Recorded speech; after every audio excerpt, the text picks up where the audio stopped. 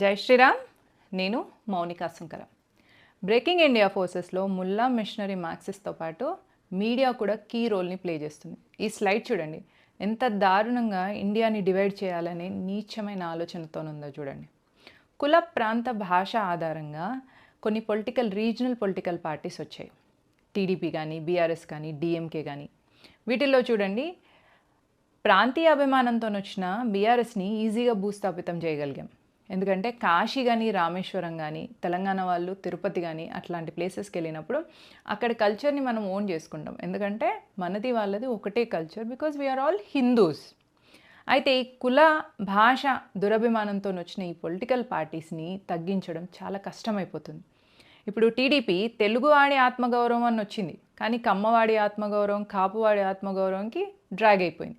దీన్ని తగ్గించాలి అంటే కొంచెం కష్టమవుతుంది. ఎందుకంటే కులంతో మనకు పెళ్ళిళ్ళు కానీ, ఫంక్షన్స్ కానీ, సోషల్ బిహేవియర్ కానీ ఇవన్నీ లింక్ ఉంటాయి. కాబట్టి దాన్ని తగ్గించాలి అంటే కొంచెం కష్టమైన పని. అదే బీఆర్ఎస్ చూడండి, తెలంగాణ ఆత్మగౌరవం అని మొదలుపెట్టేసింది. తర్వాత దాన్ని జాతీయ అభిమానాన్ని మనం తీసుకొచ్చిన తర్వాత ఆ తెలంగాణ ప్రాంత అభిమానం అనేది తగ్గిపోయింది ఆటోమేటిక్గా.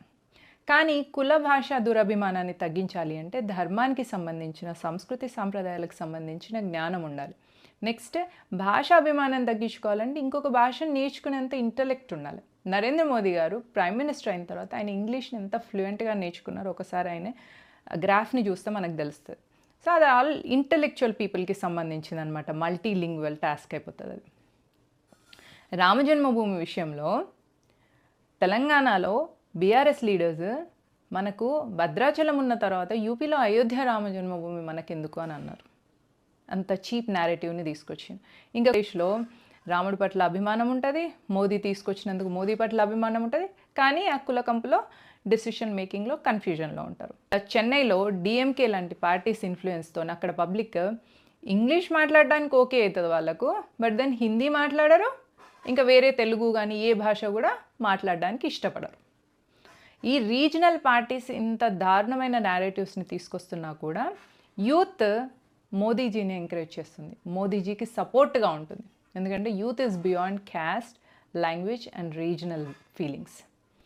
బీజేపీ ఫ్రీ బీస్ ఇవ్వదు, డెవలప్మెంట్ స్కీమ్స్ తీసుకొస్తుంది. సబ్కా సాత్, సబ్కా వికాస్, సబ్కా విశ్వాస్, అఖండ భారత్ అనే ఎజెండాతోని నడిపిస్తున్న ఏకైక ఐడియాలజికల్ పొలిటికల్ పార్టీ. కాబట్టి BJP stands with minorities as well. Development schemes కానీ, స్కాలర్షిప్స్ కానీ వాళ్ళకి ఇవ్వడం వలన అబ్దుల్ కలాంలు కాలేకపోయినా అట్లీస్ట్ అజ్మల్ కసాబ్ కాకుండా కాపాడుకోగలం.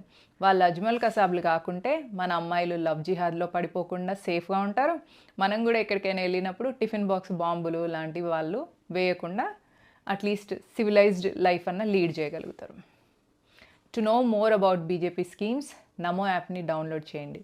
Stand with Modi, stand with BJP. ఈ సివిలైజేషన్ రీక్లెయిమ్లో Bharatiya Janata Party key role play చేస్తుంది. మీరు కూడా అందులో భాగస్వాములు అవ్వండి. జై హింద్, జై భారత్.